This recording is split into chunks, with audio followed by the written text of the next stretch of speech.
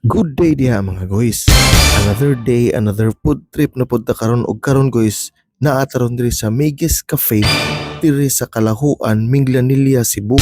Ug kung ganahan ka mo experience og lain nga kan-anan, try ning Migis Cafe guys kay naa ni sila daghang menu. Naa ni sila mga pagkaon nga silog meals, napon ni sila mga milk tea ug mga fruities nga pwede nimong kapilian guys. Gawas ana guys, nindot kay lang lugar diri kay aesthetic kaayo. Nindot kayong ambience guys, tapos napod yung bilyaran kung gunahan ka mo duwa. Og presyo lang ang atong hisgotan guys, di ni sila magpapildi kay gawas nga barato ug affordable.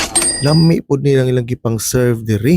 Located din ni siya guys, diha sa dapit region ni siya sa may exit kanang padung sa Merkado Minglanilla. So guys, i-try ninyo guys ha, para maka-experience po mo diri ba. Maura na guys, Migis Cafe. Bye-bye.